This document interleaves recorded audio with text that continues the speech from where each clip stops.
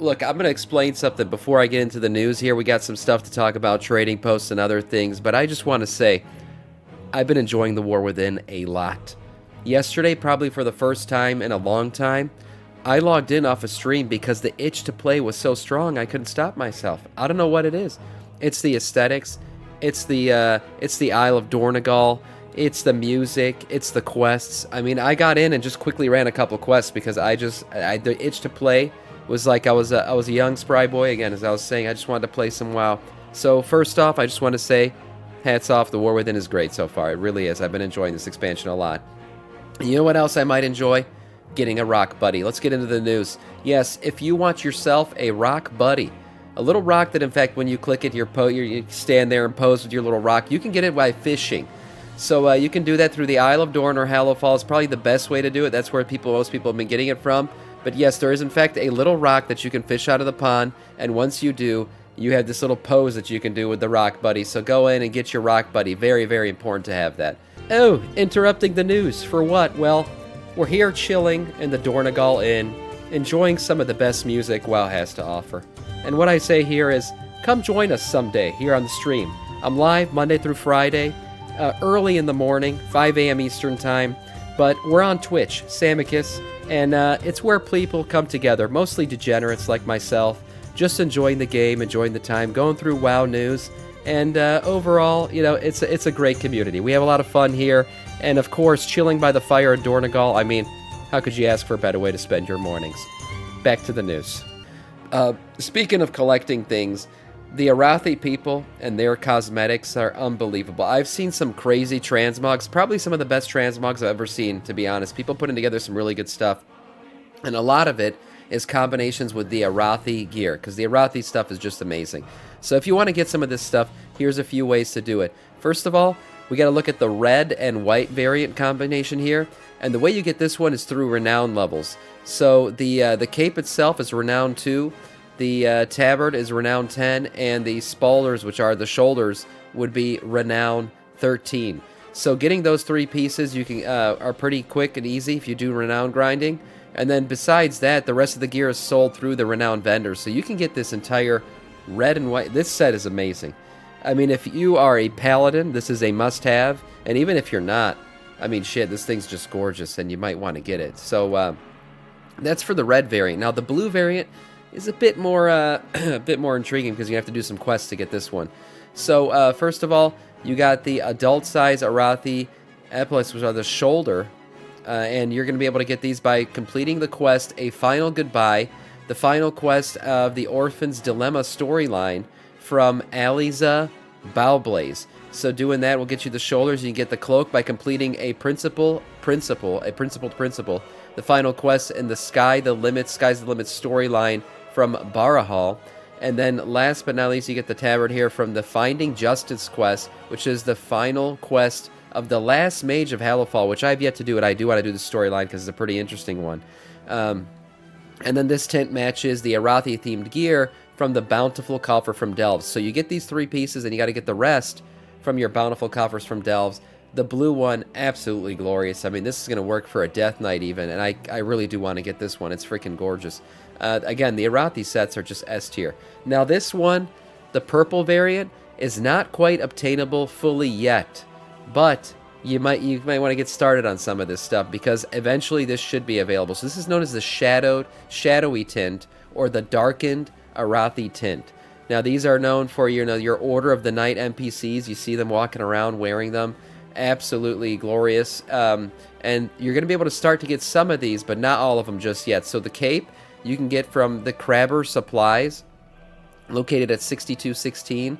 The Darkened Arathi Shoulder Guards is from a container in the northeast part of Hallowfall, like Hilhim Lunchbox and the Surveyor's Box. The Darkened Arathi Tabard is from Captain Lacey Katz. Discretionary funds located inside the Cold Shadow Cave at 6615. So you can go over there. You have to spread the light to be able to see it, part of the world event, and then the chest will show up via the flickering torch dropped from creatures during the event. So this is an interesting one. It's going to take a little bit more work, but if you want to go through it, you can get it. Purchased for 6 Radiant Remnants from the event. So there you go. Now, the rest of this is not quite available yet, but there are shadowy tints from armor drops that will be happening in the raid once that opens. So you might be able to combine some of this stuff with some of these. Man, this is just regular armor drops. Oh my god, some really, really good stuff in this expansion. Transmog has been on fleek, honestly. This is mail armor. We all know how shitty mail armor usually looks. This is mail. Looks freaking great. There's your leather, there's your cloth variants. Look at all the detail, the writing on this. I mean, S-tier transmog. Honestly, the transmog from this expansion so far has been really, really good. Moving, Sam spreads his legs. What are you even saying, Moishi? The only thing Sam... Jeez. Deserter debuffs from early leavers will be happening in your dungeons. Yes, so evidently there's an issue right now where people are doing the Arakara and one other dungeon, City of Echoes, and they're just leaving after the first boss because they're trinket hunting. Well, Blizzard has taken notice, so the Deserter debuff is being added. We are currently working on a hotfix that will implement the Deserter debuff for players that leave a Group Finder dungeon early. This is an interesting one. This penalty will apply to the early leavers in the Group Finder dungeons, not just Arakara and the City of Echoes, which seem to have the problem most right now. Now, this is one the community's been calling for quite a while. Not for Mythic Plus, I know. I feel like maybe this is just the start, though. Maybe Mythic Plus is around the corner. Now, for Mythic Plus deserters, I've said this before, shit pisses me off more than anything. There's people who leave before the final boss if you're not going to time a key. Absolutely horrible. I think there's a way to implement the Deserter debuff on Mythic Plus.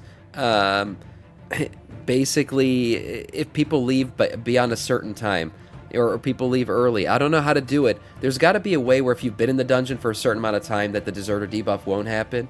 You know, like you can't hold people in a dungeon for 2 hours. Waste to this realm. Difnia, thank you so much for the follow and welcome to our Scourge. But there has to be some kind of penalty for people who are honestly just jerks and completely abandon people after people have invested like 25 minutes in a dungeon. Maybe you're going to not time it by 30 seconds and somebody will just decide to leave because it's not going to affect their IO and they don't give a shit. It's pretty messed up. We'll see if this ever gets added in, but hey, it's a start. Early dungeon leavers and Group Finder are not going to be penalized.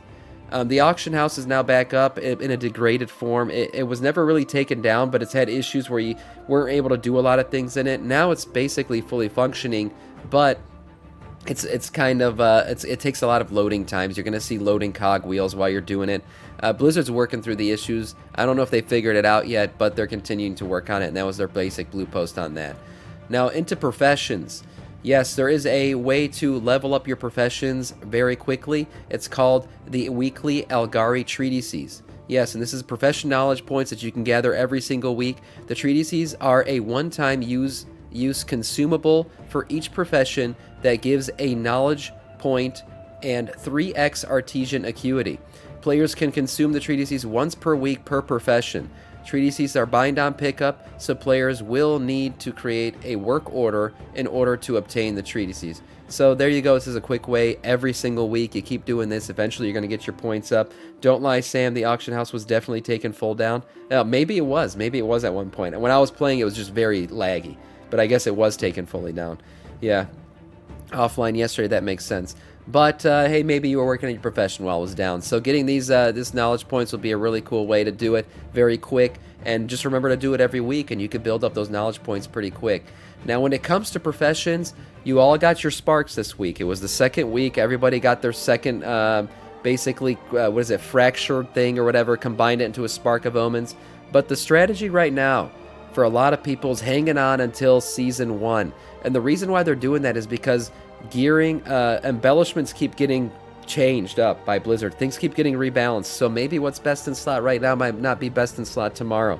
Now, if you don't want to wait, you don't have to. Odds are your biz won't change, but there is a chance that it could. So if you want to wait till Season 1 to use your Spark of Omen, that might be a good idea. As for crafting orders, those are back up.